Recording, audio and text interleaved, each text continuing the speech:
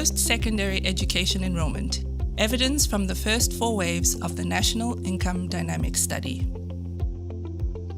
South Africa continues to be one of the most socio-economically unequal countries in the world. And it has been argued that a lack of access to post-secondary education contributes to this problem. Low levels of post-secondary enrollment lead to skill shortages. These shortages result in high rewards for the skilled and, in turn, low rewards for the unskilled. This means that the unskilled remain poor, limiting their future access to post-secondary education. And so, the cycle continues.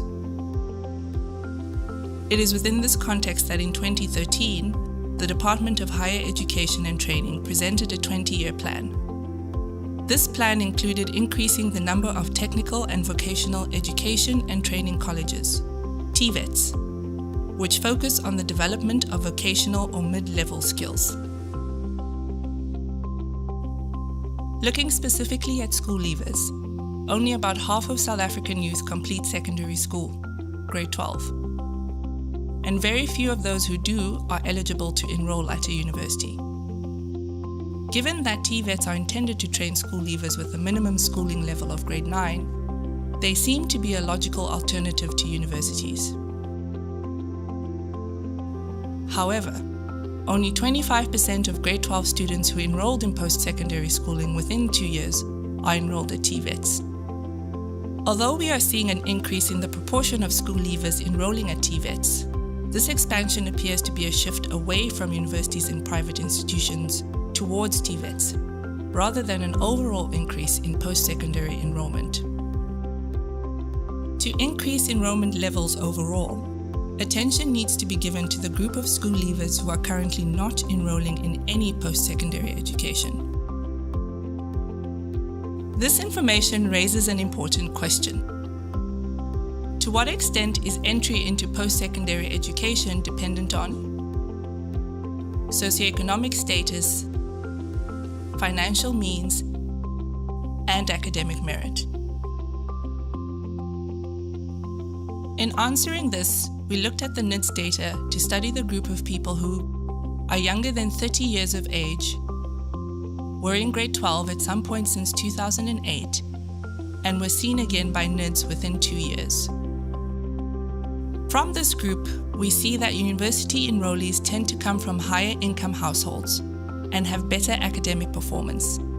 In fact, the average household income for those who enroll at a university is over 3 times higher than for those who enroll at a TVET or do not enroll in post-secondary education at all. So how does the combination of test scores as well as income affect enrollment? We would expect school leaver university enrollment to increase with better numeracy test scores.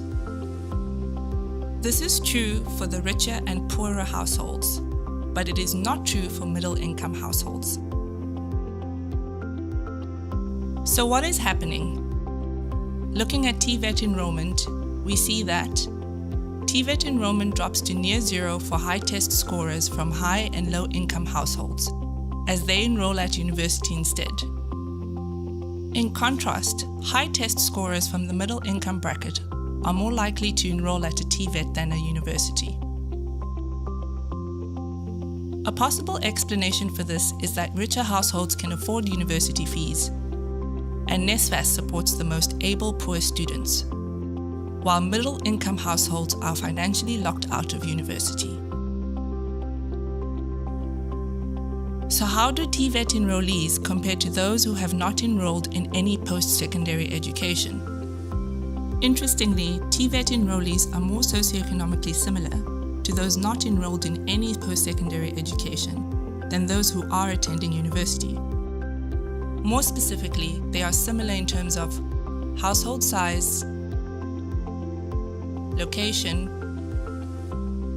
school characteristics, and age during grade 12. However, there are some important differences. Compared to those who are not enrolling in any post-secondary education at all, TVET enrollees have mothers who are more educated, noticeably higher scores on their NIDS numeracy test, and marginally higher household incomes during grade 12. This raises three important questions. How do we best support lower and middle income school leavers with high scholastic ability who want to enroll at TVETs or universities? Does the significant role of short-term credit constraints on TVET enrollment suggest that additional funding reforms are needed? How do we encourage school leavers with lower levels of scholastic ability to enroll in some form of post-secondary education?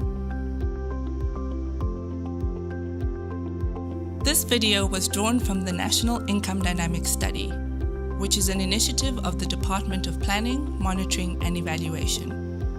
The study has been following the lives of 28,000 South Africans since 2008, and in so doing has been collecting a huge amount of data every 2 years. It's designed to help facilitate the development of better policy, informed by better research. It's available and it's free. Find us at www.nids.uct.ac.za. The National Income Dynamics Study, telling the stories of the people of South Africa.